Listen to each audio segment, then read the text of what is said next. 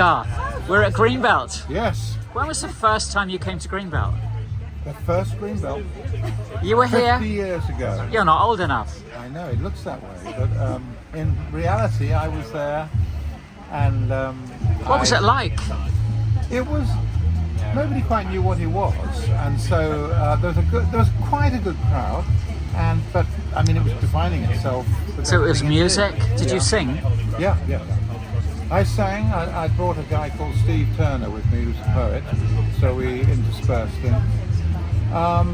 And yeah, there were quite a lot of bands, and I'm not sure if there were seminars. Actually. Did they deal with any social justice I issues? don't think so. Not particularly at that first one. It was music, Music culture, was there. Yeah. but it was radical, presumably. It was a festival looking to see what it would be. I think you couldn't quite say. There was an influence of an American musical, and the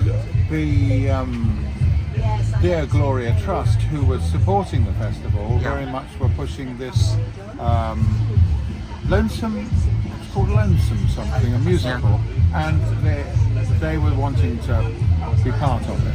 When did Palestine come on the scene? Did you influence Greenbelt, or did Greenbelt influence you?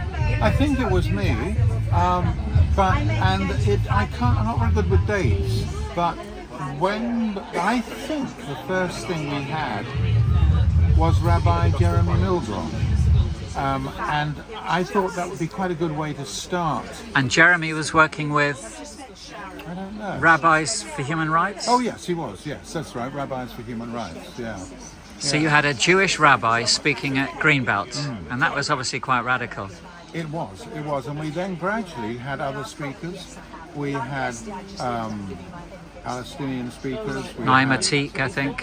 Naima Teak came, yes, and Bishop Rhea, Yes. and Jeff Halper. I can't remember at what stage he came, but he was someone he had been really helpful to us with our Amos groups, because I remember saying to the dean of Jerusalem, Peter Crooks. that I needed someone to help me tell the story to our groups. Yes. And I said, I need a Jewish voice. Yes. And he introduced me to Jeff Halper. Yeah. And of course that was So how has tremendously ICAHD helped influence your understanding of both the challenges in Palestine, but also the solutions? I think the good thing about ICAHD has been the constant way in which Jeff has put forward proposals for the future and for changes, but also he's been outlining what's going on, what's actually happening. Walking his talk as well. Exactly. He's stuck in front of a bulldozer somewhere, and all of this had a very big impact. I then tried to get every group to hear him, because he was saying things that we needed to hear and we needed to understand. We had a lot of questions. And now the burning issue is apartheid. Yeah. It's being Absolutely. talked about more and more. Yes. Yeah. I think the other day I've written a song on apartheid called Standing Against Apartheid, and it's taking the words of some clergy who were in Sheikh Jarrah in Jerusalem standing against ethnic cleansing. And they had a little thing, I can't remember all of it, but it goes, we're standing against apartheid, we're standing against colonial settlements, we're standing for justice, and I took their words and turned them into a song. And you're singing it tomorrow at Greenbelt. And it's available online.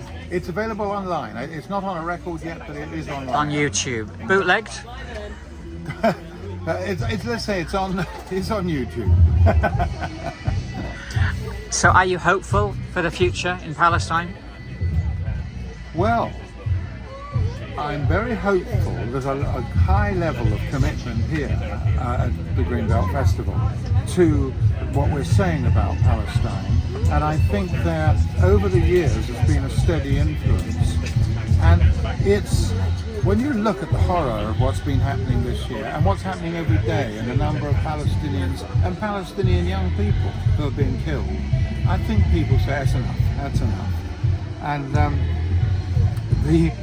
the other day, online with the song "Standing Against Apartheid," someone sort of said something affirming to me, and then someone said,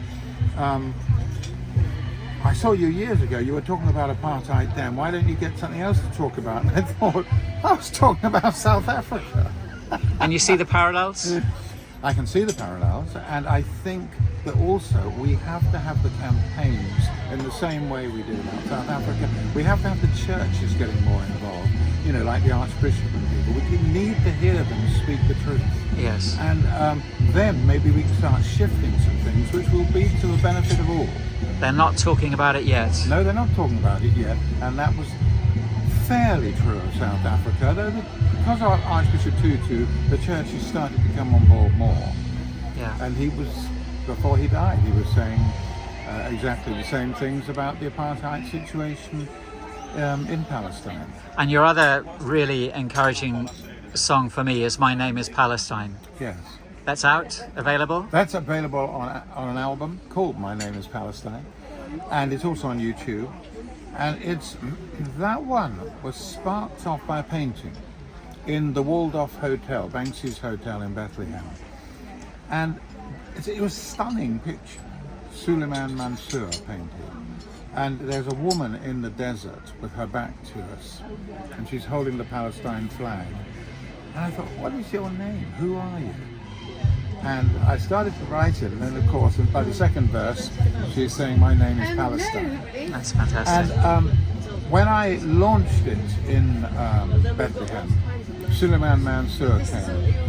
It was wonderful to see. He was a great guy. And I said, "Is my song reflecting what you were trying to say, or is it different?" He said, "No, we're on very much the same wavelength," which was great. Garth, thank you so much. I appreciate your time. Thank you. Bless Thank you. you.